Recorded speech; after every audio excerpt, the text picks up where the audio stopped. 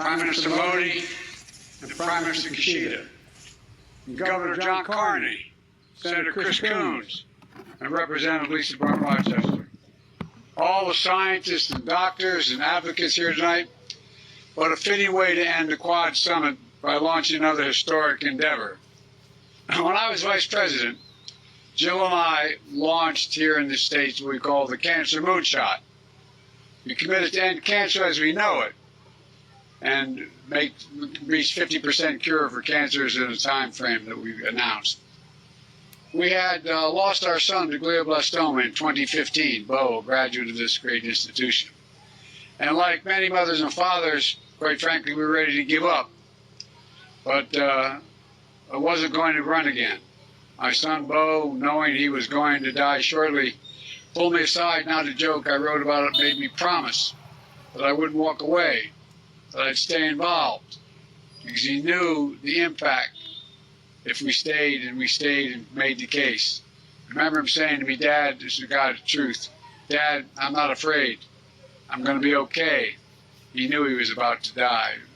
But he said, "You got to promise me you'll stay involved," because he knew the way he had talked about it, that it would give people hope, that those of us and many of you experienced it. I bet if I ask you to raise your hand, including the press, if anybody has lost a family member or has been diagnosed with cancer, it's the vast majority of you. And it seems to me there's nothing that families and or the cancer person suffering from cancer needs more than hope. Hope. Hope that science will outrace the disease.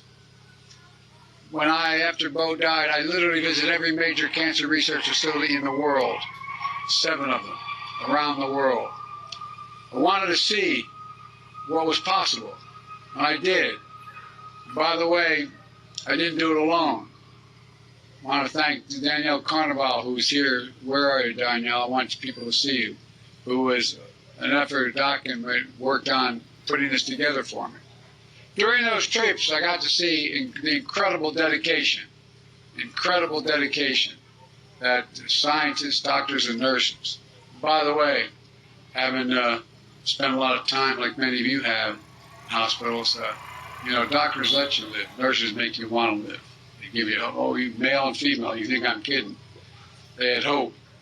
And they're making significant progress, all of you, those of you scientists out here. And it's not just because it's personal, but because it's possible.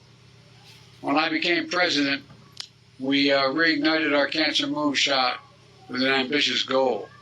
Cut the cancer rate by at least 50% over the next 25 years, or even cure many cancers. Throughout this effort, what amazed me was that leaders around the world asked about the Cancer Moonshot. Its mission that's the mission that brings us together tonight. And one that brings the best of us. That's why we're here today. I'm proud to announce that the Quad Cancer Moonshot is what we're talking about. Our goal is to team up and cancer around the world, and starting with cervical cancer. I know it may sound unrealistic, but it's not. Cervical cancer is one of the most preventable cancers in the world. In fact, we have prevention and screening tools and treatments to make the first cancer ever be eliminated. It is still one of the most deadly cancers across the world. Every year, 150,000 women die from cervical cancer in the Indo-Pacific. Every year. That's more than double the population of this city. We can't and will not let that continue. 4 of us are proud democracies. We're coming together to deliver a better hope, more hope for our people. In